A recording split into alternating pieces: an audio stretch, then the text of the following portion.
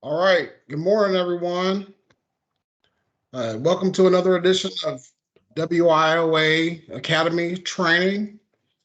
It's 10 o'clock, so we want to be considerate of everybody's time. So we're going to go ahead and get started. I know Sandy and Heather has worked real hard putting this training together for everybody, and we hope this is really going to help our staff avoid some of the mistakes that our monitors have been seeing during the quarterly data validation monitoring. But I'll let Heather and Sandy get more into that here in a minute. Before we do, we're going to play a quick little game of two truths and a lie. I'm going to give you two truths and one lie about me, and you all get to guess which one is the lie. My staff, sorry, y'all don't get to participate. So just don't put any answers in the chat box. I know, I'm sorry, but y'all know me too well. Okay, so What's your name, first of all? I'm sorry. I'm James Moss, Northwest. Thank you, Stephanie. Okay. The first person to enter the correct answer in the chat box will be the winner. Okay. Here we go. Number one. My late sister and I integrated a small school in the South in 1988, and we went on to be the first two people of color to graduate from that high school. Number two. At one time, my family owned commercial fisheries in Massachusetts, Virginia, and Louisiana. And from 16 years old to 25, I was a commercial fisherman. And number three, I was an all-state running back in high school and turned down several scholarship offers to play football at the next level. All right, which one is the lie? Type your answer in the text box, the chat box. Do we see? So we got 3, 2. Who was first?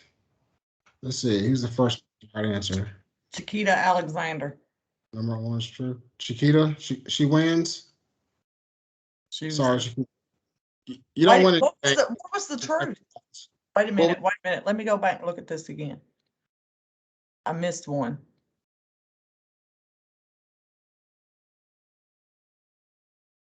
Letitia Matlock. She was the first one.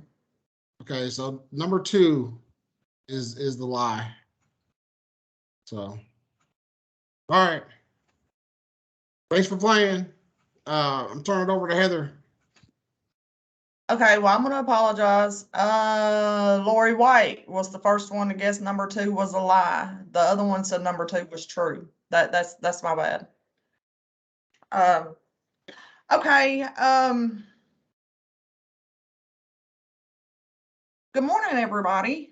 Today's training is going to be over data validation documentation. But before we get started, I would like to remind everyone that today's meeting is being recorded. If you have any questions, please enter your questions in the chat box, and at the end of each slide, we will look at the chat box and ask the questions for Sandy to answer. And if you have not already done so, please put your name and local or your organization in the chat box. So today's training is data validation documentation training. This is going to be data validation to document skills progression MSG, which is Pearl number 1810, and type of credential and date, which is Pearl number 1800 and 1801. Next slide.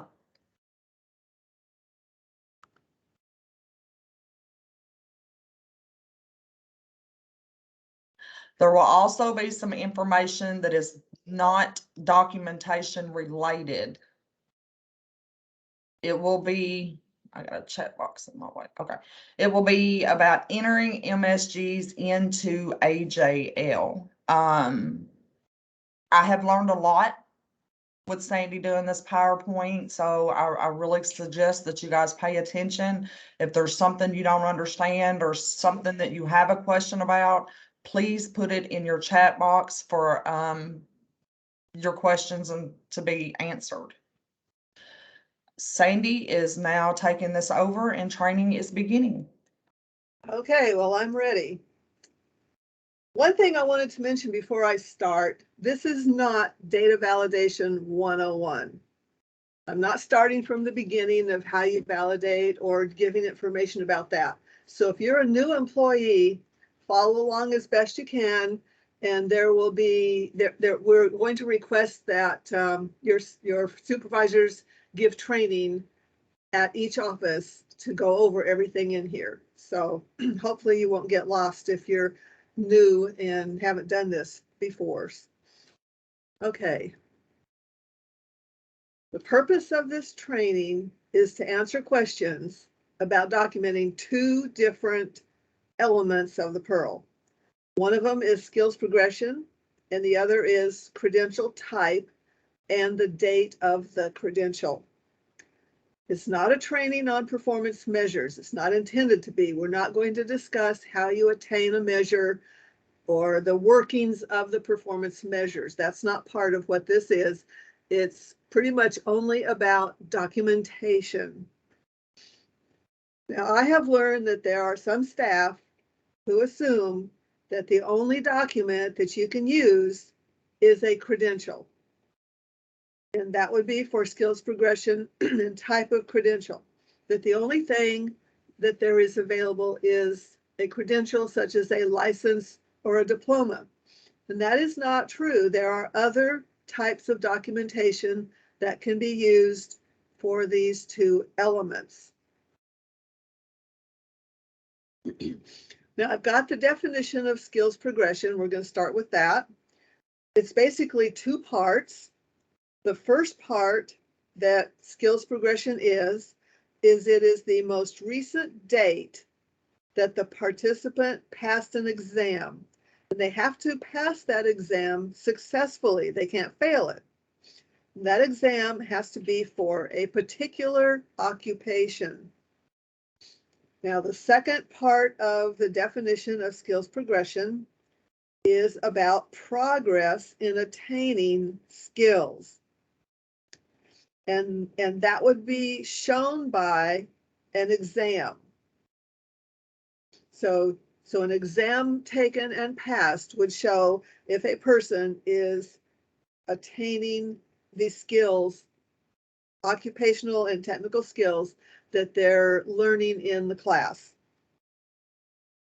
Now, truck driving is easily fit into these definitions. And so I'm going to use truck driving as an example for this training. I could have used other things, or I could use more than one, but I'm just going to use one. And Diesel Driving Academy in Little Rock is the one I'm going to use. They have a really good paper that they use, which here is a copy of it. Now, this is a copy of just part of it. And I know that's crooked, but I could not get it straight. So I don't know how you do that, but that's the best I could do. So this paper shows information that we need. There's more information on here that we need, but that's okay. And the paper actually is longer. They have other things on it, but this is just the part we're going to look at today. So the first thing that is good for us is they have the benchmarks. You can see where it says Introduction to Trucking, Logbooks, Vehicle Inspection, Competency Development, Backing Maneuvers, and Vehicle Maneuvers. Those are the benchmarks, and those are what they test on. Person has to pass those in their trucking school. Then you can go over to the right, and it's got the dates. So we have the date that the end date is the date they attained the skill. And then you can go over and you can see where the grade is. And in this case, they have a P for pass. They probably don't use A, B, and so forth. They just use pass or fail. So this person passed all of them except the last one, and we'll talk about that in a minute. But that's what you need for skills progression is you have to show that they're testing for an occupation, what they're testing on, dates, and that they passed it, which the pass shows that they passed it. So this is a really good document. They, I think they did this on their own. This is just what they hand out. And some of the providers are not going to have a document that looks like this. This is just an example. It doesn't have to look like this. And I mentioned throughout here that this is not going to be cut and dried with every single provider. You're going to have to probably talk to some providers and make sure they understand what you need for documentation. If they don't already supply something that's like this, that has the information on it, then you will have to discuss it with them to get what you need. Now, here again, I'm repeating the definition of skills progression. It's got the 1 and 2 parts. Both parts are about an exam. That's what this is about, is an exam. That's on the left side. And the right side has what you can use to document. Now, I want to say it again. It's the date of the attainment that is what we are documenting. So all documentation must have the date the MSG was attained. I've seen documents that were uploaded that didn't have the date, but that's what you're actually validating, is the date, because it says most recent date the participant passed an exam. So that's what it actually is. Okay, looking at the documentation on the right, and this all comes from the Department of Labor's Teagle 2319. So on the right, oh, and I want to make one more statement. I've got the definition labeled 1 and 2, and then I have the documentation items labeled 1, 2, 3, and 4. Now that does not mean that both sides of this chart correspond. Like definition 1 does not mean that it's just for documentation 1. They don't transfer like that. They're just numbered. Okay, so the first one, it says that you need, for documentation, you need exam results. Okay, we know what that is, but it also says, or certification of completion. Well, that means that you need a certification that the exam was completed. That does not mean that document that's a completion document that we have all seen that shows the person was in the class and they finished so many hours. That is not the documentation this is talking about. This is just certifying that the exam was completed. So an example would be a copy of exam results that show the passing grade and the date and everything. And it's for a specific occupation. Kind of like what I showed on the Diesel Driving Academy's paper that they turn in. Okay, the second one, the second type of documentation is to demonstrate progress in attaining the skills. And that would be through an exam or benchmarks, you know, like we had benchmarks a minute ago. So an example of that could be a document similar to Diesel Driving Academy's document with the benchmarks and the grades. And again, I'm going to say there might be a lot of cases where you have to speak with the provider to determine what you need so that they have an understanding of what it is. Okay, the third documentation is something from the training provider or the employer, and it could be a statement from them with passing grades and all the information you need. That statement could be an email or a document that has everything that you need on it. And again, the Diesel Driving Academy is a good example. Okay, the fourth type of documentation is the credential. And we all know what that is. So if you don't have a credential, you still have 3 other types of documentation you can use. So the thought that a credential is all you can use here is not accurate.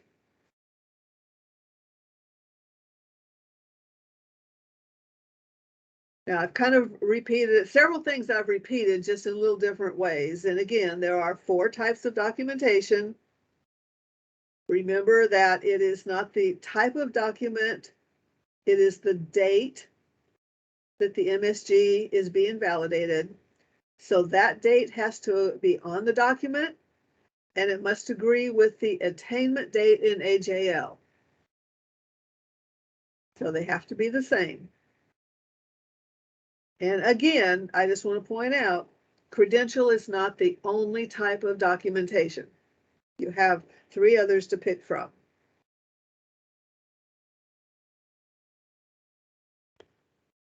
Now, I'm kind of repeating here, but I just wanted to restate it because it's been a problem.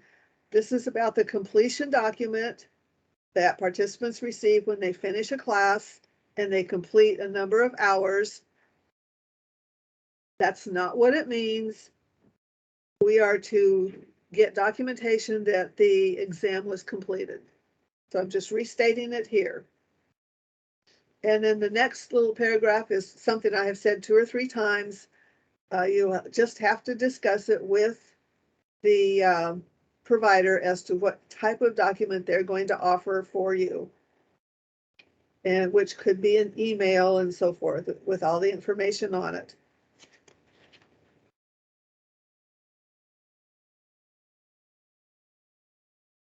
Now, a truck driving school might not offer a written exam for a benchmark like backing maneuvers. So see, like I said, everything could be different. The schools can be different. The occupations can be different. So they could have different types of pieces of documentation that we can use, but we have to get everything on it.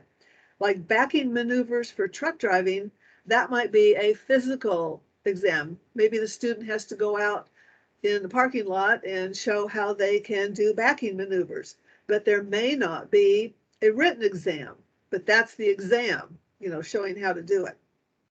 So it just depends on a trucking provider. They may do both. So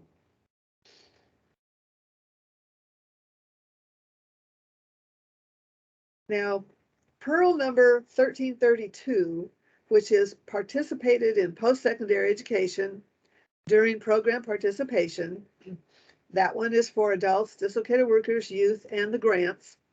You can use that completion document for 1332. That'll work for there. There are other types of documentation for 1332, but the completion document will work for that. You can use it as file documentation with a case note, or you can use it as a school record. Now, I want to mention so everybody knows, I think we're doing pretty good on this, but for file documentation with case notes, you upload the document and then you write the note. And there is a place in the uploader where you can write the note, and that's where it should be. We don't want to look for a note in enrollment or program notes when it can be just typed right into the uploader. Now, currently, you cannot type a case note unless you actually upload a document. It's programmed that way to be sure that the document is uploaded. But there are several elements where we can use a case note, but we don't have to have a document. So I've sent in an enhancement ticket to AJLA asking them to change that so that we can enter all of our case notes that are documentation into the uploader, even when a document is not required. But for now, when you're using file documentation with case notes, that one will work because you upload the document and enter the case note. Okay, here's a little bit better picture of the benchmarks from Diesel Driving Academy. I just put this in here so you can see it better.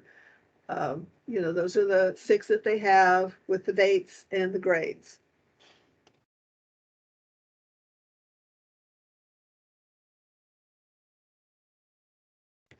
Each one of those 6 benchmarks on that slide we just looked at is a skills progression. You could have 6 skills progressions from that class. Only one of them will count in the performance measure. because DOL says that you can only count one skill per program year in the performance measure. So even though they have the opportunity to attain 6, only one is going to count in the performance measure. Now, let's say that the person was going to truck driving class and they started in late June. You know, I know that it doesn't take very many weeks for truck driving. So if you started in late June, you might still be in training into July, which is the next program year. Well, in that case, they could attain one of those benchmarks for the first program year and one for the second. So 2 of them, they could get credit for 2 of them in 2 different program years.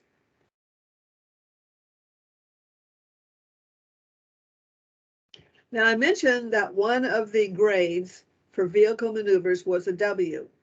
Okay, that person withdrew from the training. But skills progression did not fail just because the license was not earned. Just because he didn't get a license doesn't mean that the skill fails, because there are 5 other benchmarks for skills progression that were attained before withdrawal. So those could go into the performance measure. Those could go in the annual report. Those would count. So it doesn't mean that they failed.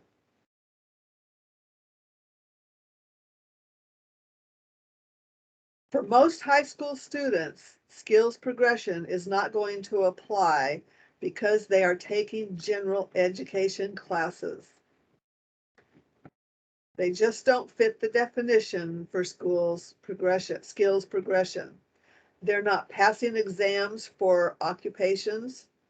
They're not progressing in attaining technical or occupational skills. They just don't fit that definition.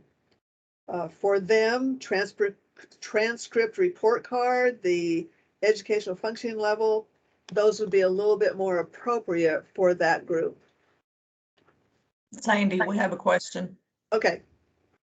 For file documentation with case note, do you have to type the case note in the uploader, or can you upload a printed case note already made in AJL along with the document? Yeah, you can if you want to. That'd be fine. I've seen that before. You can, just as long as it's your case note. You can type it in the uploader, or you can upload it from someplace else. Thank you. Okay. Now, it's possible. Now, I just said a minute ago that most high school students are not going to fit. But you could have a high school student that's taking something from a local college like auto body class. Well, that's an education, that's a occupation. That would be different. You could use that for skills progression if all the definition and everything is met. So that would be a different case for a high school student.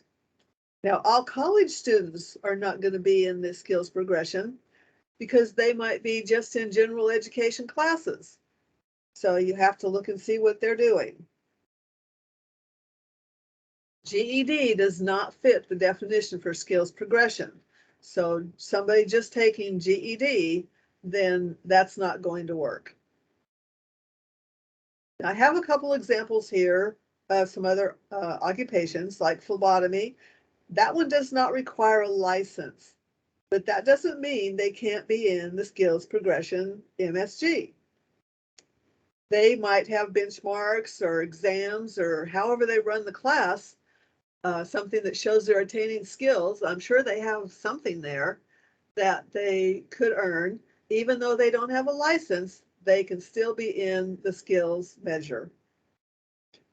Then for welding, credential is required for welding, but there again, they probably have benchmarks and exams and whatever that are going to fit the measure. So that means they can still be in the measure, even though they may not get that license. Now, the third one, this is just in here to show you that the providers are different. They have different statements. They do things differently. That's why, again, you have to talk with them and find out exactly what they can offer as opposed to what you need. But this is a statement from a training provider in Northwest. a CNA provider. And what they say is that it is a course like any other, meaning CNA. They have chapter tests, final, projects, and clinicals. All receive grades. If they do not pass with 70%, they do not receive a certificate and cannot sit for state exams. So you guys will have to look at that, fit your documentation into it. You might need something else, but that's just an example of a provider that might be a little bit different, but they might not all be like that. So again, I say you have to look at each one. Okay, this is a picture from AJL. And this person completed CNA training, but did not get a license. Because they didn't get a license, the local area put not attained. Well, as we've seen on some of the previous slides, it doesn't have to be not attained because there were other types of documentation that could have been used and very well could have been available. Just because they didn't get a license doesn't mean that you fail that measure.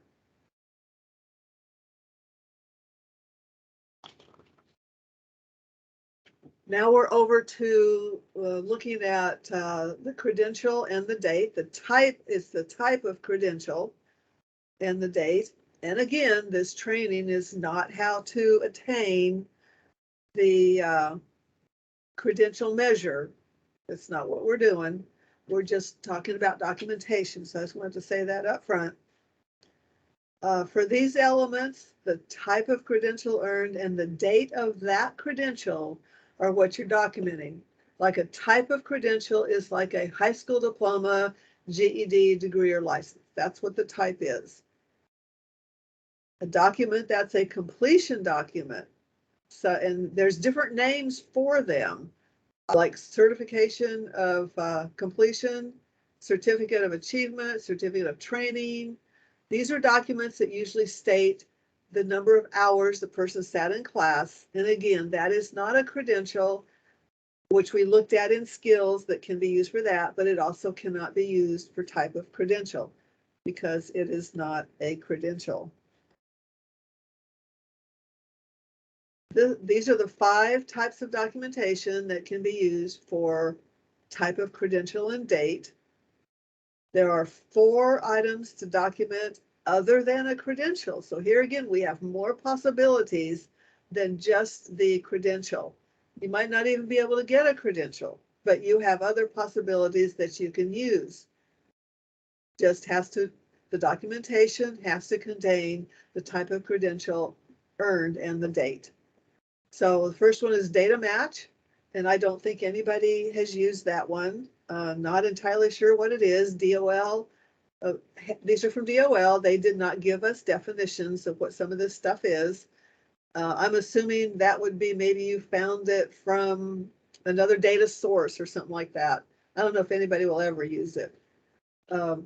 But if you see something that you think might be it would be interesting to let me know, because that could be an example that nobody has thought of. So if you do come across what you think a data match might be, then appreciate if you let me know. You can use a credential, of course. You can use a school record, which could be a transcript or report card. DOL calls it a follow-up survey from the participant, which means you've talked with the participant. I don't know why they couldn't just say conversation with participant, but they call it a follow-up survey from the participant. And so you would record that in case notes. This could be phone or email survey. And you would do your uploading and type in the case note, however you want to do that. Then the 5th one is case notes that document the information that you got from the education or the training provider. That could be a phone or a statement, an email statement. They could write a letter too, but I don't think very many people write actual letters anymore. So that's why I put email. And again, you upload that stuff and then type in a case note in the uploader. Now, I'm curious if anybody knows, it occurred to me as far as the license and all that, I was trying to think if there's some other reason we actually need a copy of a credential. Because you could use it for data validation, but you don't have to. So if anybody knows a definite reason why we need a copy of it, please put that in the chat. I'd like to review that because I couldn't come up with anything. Fourth quarter credential outcomes. This is the field in AJL.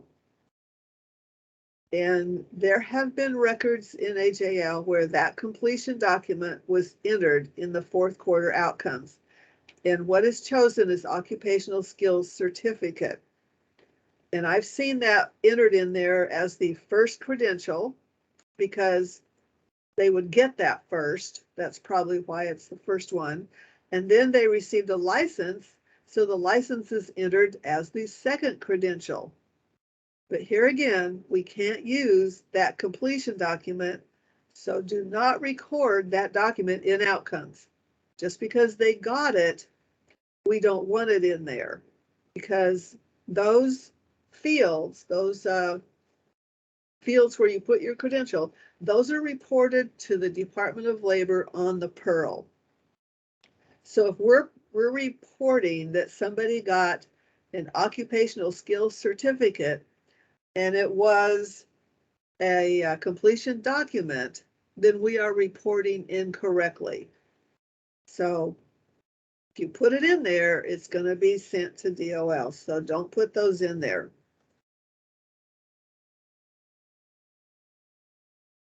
Now there are three screens, three separate fields for recording credentials. And that's what I've got in the picture below. And this is what I was talking about. The first one, the local area put in occupational skills certificate, but it was really for a completion document. And then they put in the license, and then they put in another credential. So that's going to be reported on the Pearl as 1, 2, and 3. And again, number 1 was wrong because it was actually the completion document. So we reported that they got an occupational skills certificate, which they did not get. So do not put them in there. There are 3 TEGLs that the Department of Labor has published, and those 3 talk about credentials. And there isn't anything in those 3 where we can match up that completion document to be able to be used as a credential. There just isn't anything in there. We've talked with the Department of Labor in Dallas, and they also talk with the Department of Labor in Washington, D.C. And so far, nobody can come up with anything that fits into those TEGLs where we can use the completion document as a credential. Most of the time, you're going to find the completion documents at CNA, truck driving, welding, and it's usually especially when it's provided by a private school. Now, if somebody is taking any of these classes at a college, there are some 2-year colleges that offer documents that are called Certificate of Proficiency or Technical Certificate. And those are credentials that are different from a completion document. We can take those. There are certain requirements that the college has for earning the credential. They earn credit hours. They have to maintain a certain GPA.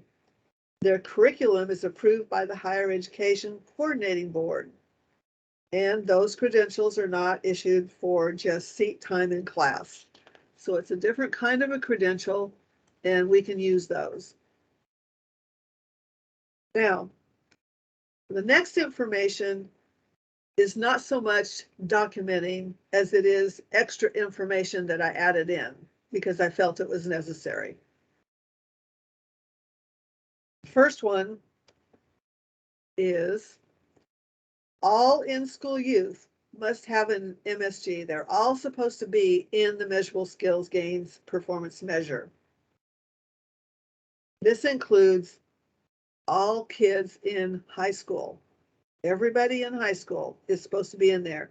And then post-secondary youth that are in some kind of post-secondary.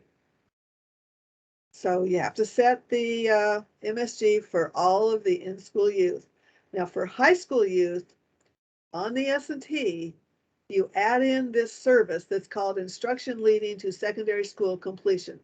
That has to be on the S&T, and you have to mark yes for the question that leads to a credential. There's that question that says yes or no, leads to a credential. The answer is always to be yes. And then you have to mark diploma, employment, and measurable skills gain. Those have to be checked. So why do we add this service?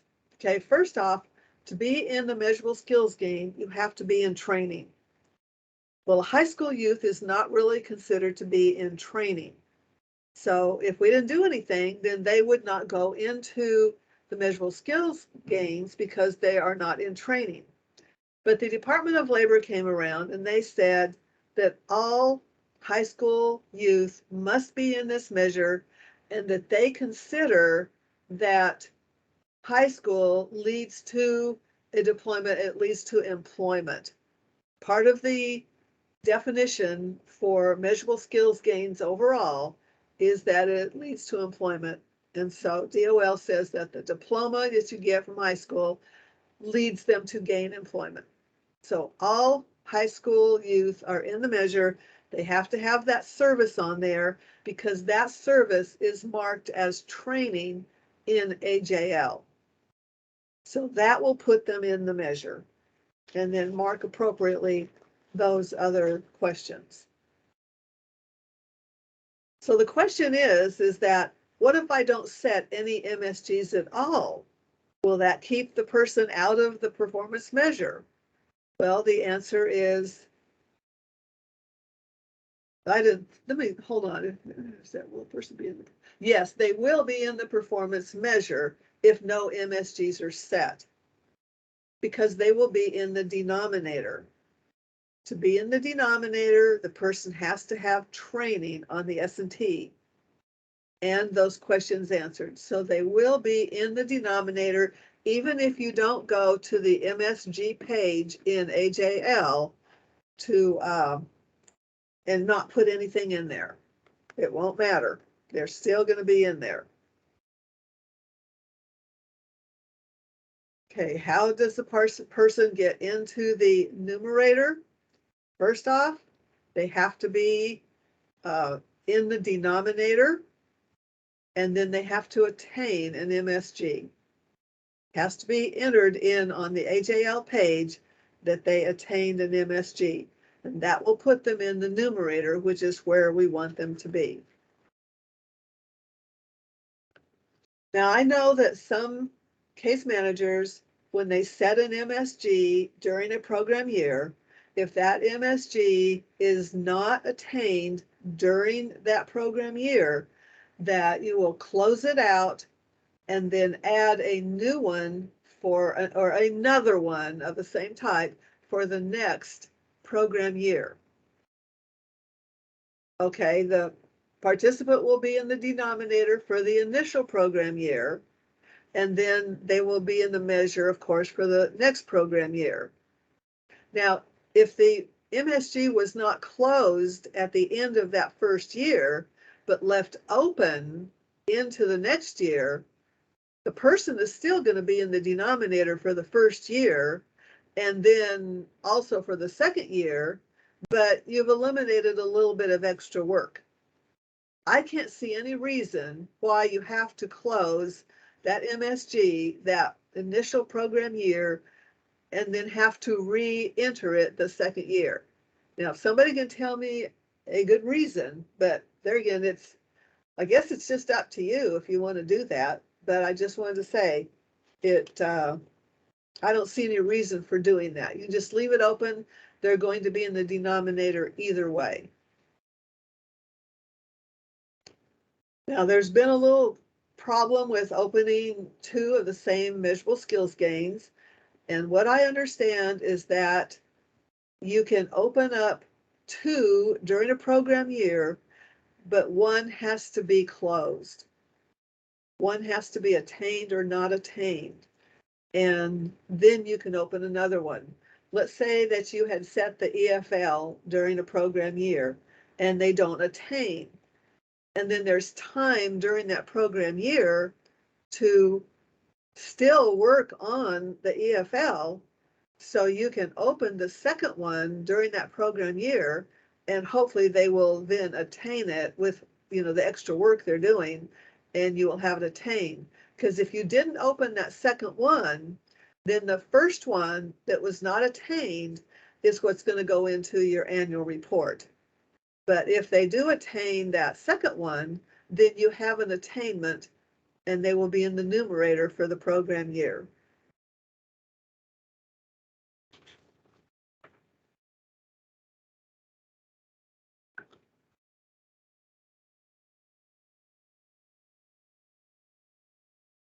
I kind of said this actually, but if you have a Randy. skill, huh? We have a comment in the chat box.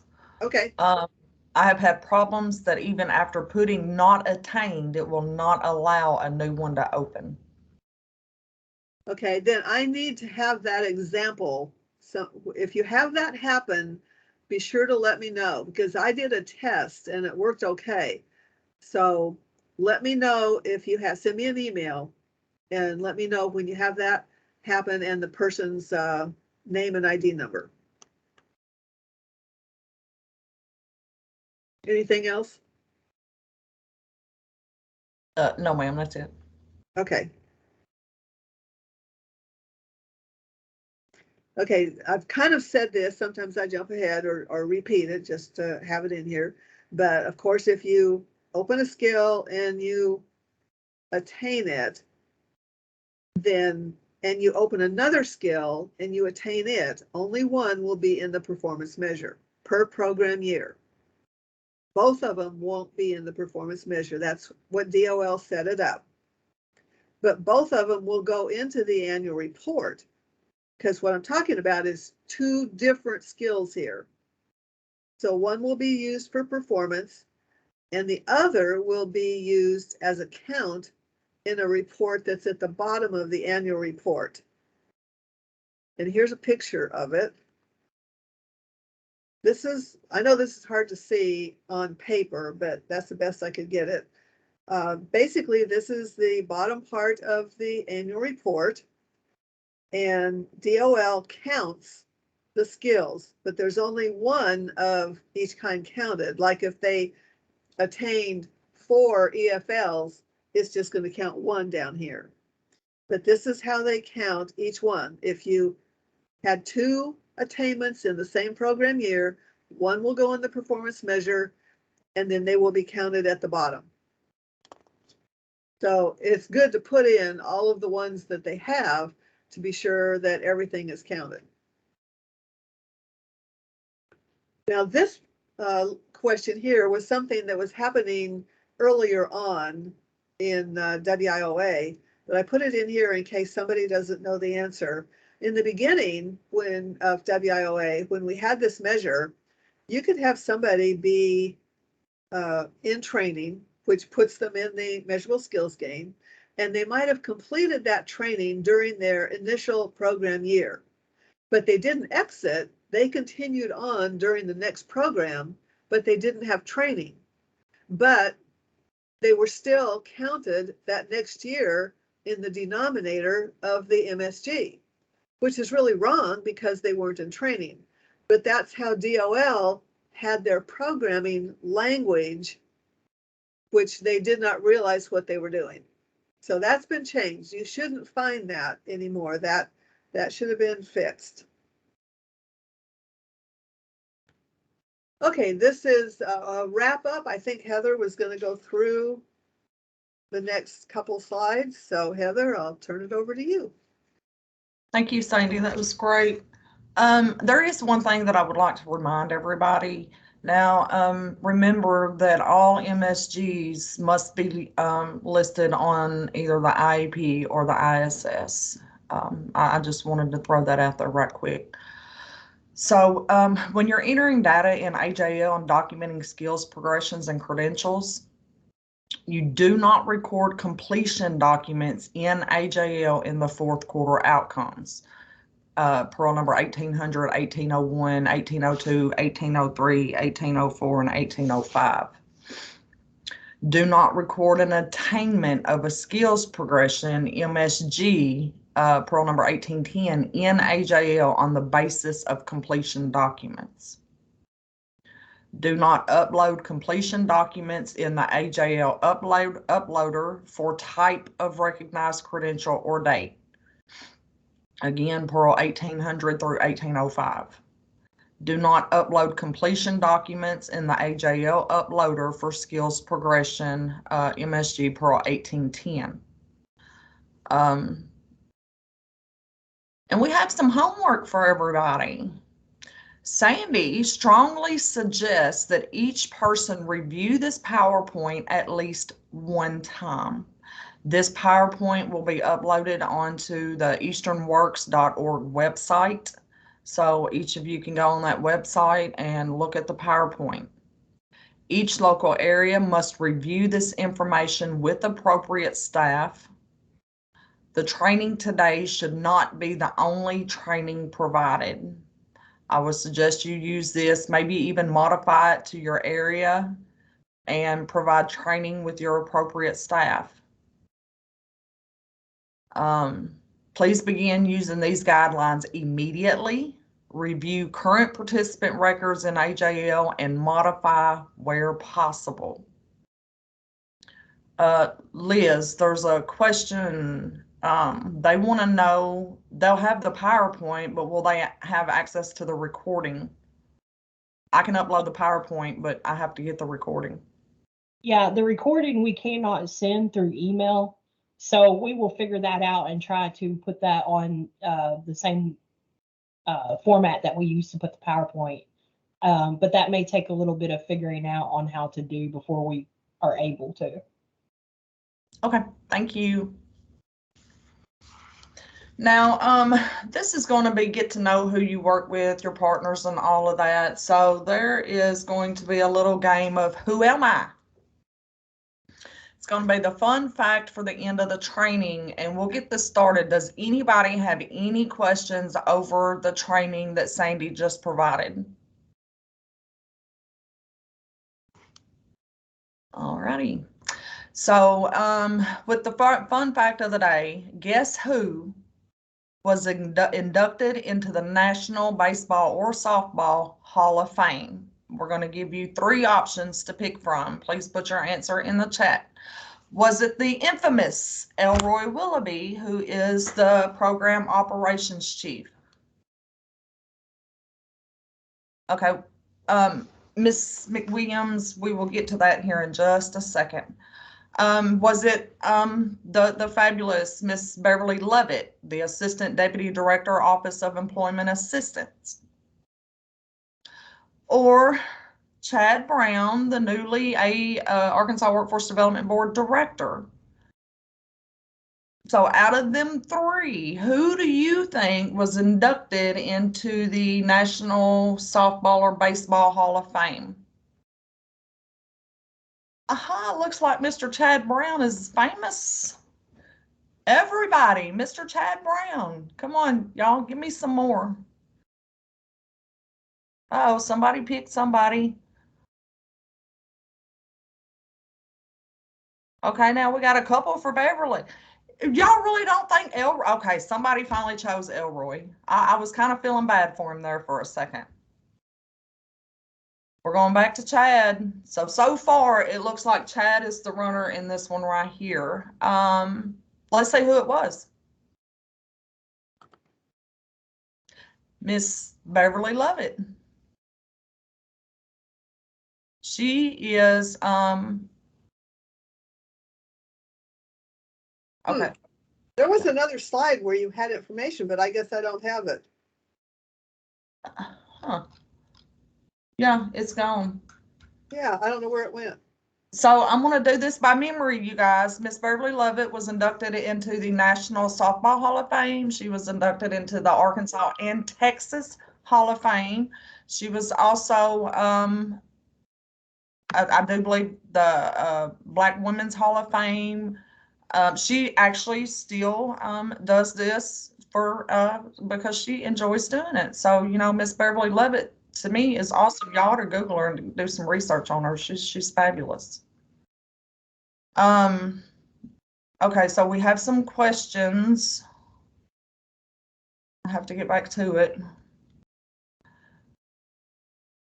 Okay, so what do you mean MSG need to be on the ISS? So there is a DW issuance 1908 change 2. I know came out over a year ago, but please review that issuance. That issuance does say that all MSGs must be on the IEP or ISSs. Again, it is issuance 1908 change 2.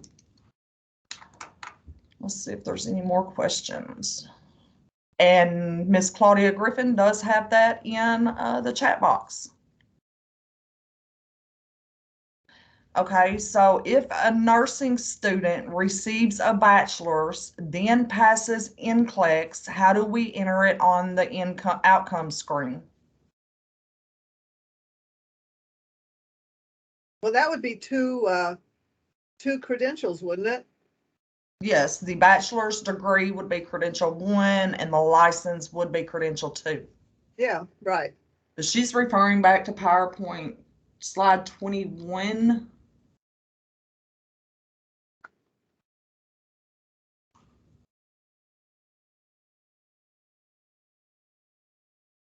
Yeah, still the answer is the same. You could enter them both, number 1 and number 2. Right. I think Sandy's two credentials.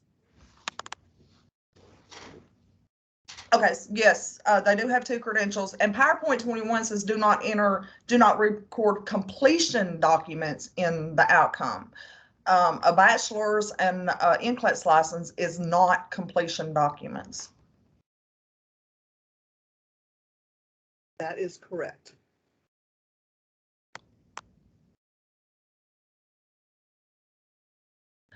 Okay, and just on a side note, Stephanie Blair does have this in the chat box, but I'm going to read it. If you have any questions regarding today's training, please have your manager to send questions to the WIOA-TA inbox and copy Sandy Monaco. Does anyone else have any questions? And be sure, if you have trouble entering 2 MSGs, let me know.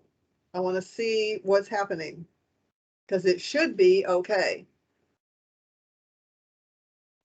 As long as one is open and the other closed.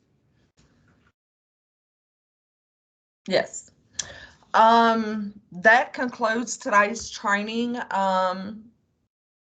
If there's any other questions or anything after today, you can contact or email WIOA-TA and CC Sandy. Heather, I'd like to say one other thing. This is Liz, by the way. Whoever was the first person to answer James's question, his 2 truths and a lie, you are going to be receiving a gift card.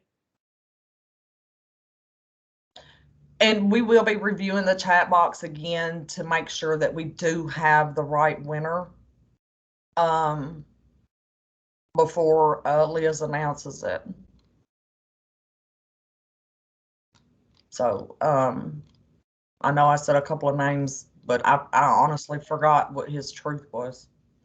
So you guys, we have Miss Beverly Lovett waiting in the lobby, and seeing how you know, her last slide kind of disappeared on our PowerPoint, and I hate she missed, you know, our fabulous show of her. Beverly, can you just come on and say hi? Good morning, everyone, or should I say afternoon. My apologies that I actually missed the meeting. Stephanie actually just sent me a call. I didn't have an alert in the system. So I appreciate everyone taking the time to come in. And Heather, thank you for sharing that information from my past or maybe present softball accolades. So I appreciate you all's time and efforts. Yes, ma'am. We definitely appreciate you for allowing us to share. Hey Beverly, can you tell everybody how long you've been playing softball? Or do you just not want to tell everybody that?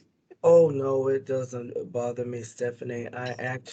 This will make 47 consecutive years. I've been playing pretty much travel ball since I was 11 years old. So they'll tell you how old I am. I'll be 58 years old this year if the Lord's willing. And still plays, y'all. And Beverly, you travel to different states. Your games are in different states. They're not just here. Right. I travel to different states all over here, the United States. And I've played competitive as well as co-ed, a bunch of different areas that I've included in. And I actually just started playing softball just as a pastime.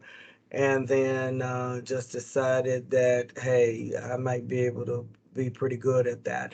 I'm actually an outfielder. I played outfield for 30 plus years. Now I play first base and I play catch. So I'm catcher. It is slow pitch softball.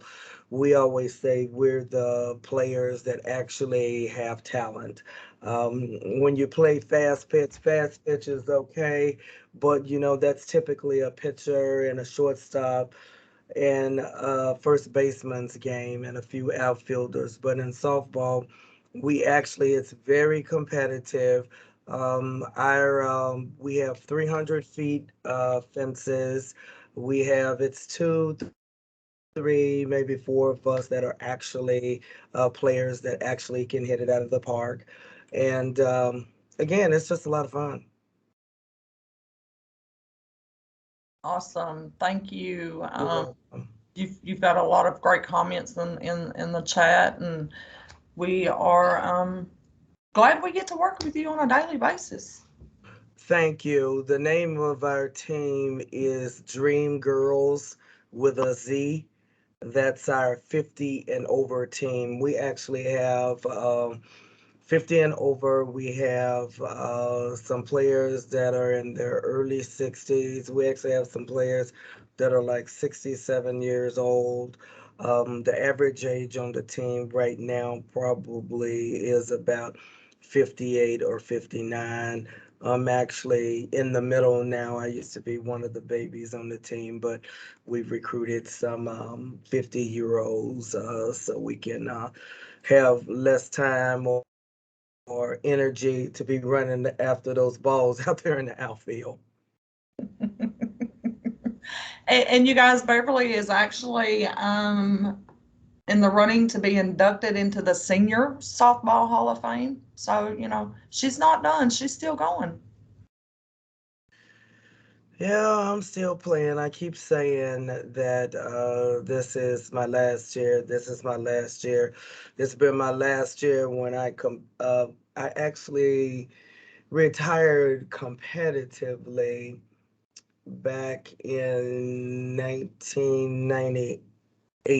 If you can see, and I'm still adding, but it again, it's a great stress reliever, and it's almost like basically with all the travel around the United States and meeting lots of individuals, it's pretty much every time we end up playing, it's almost like I have a vacation every time I get ready to go. And then again, we join new players and we start meeting new people. So it's like any place I go, there's not really anyone that I don't know. I can always pick up and send a message and say, hey, go in this place. Are you guys playing? Are you going to be here? Hey, let's have lunch or dinner. So it's lots of fun.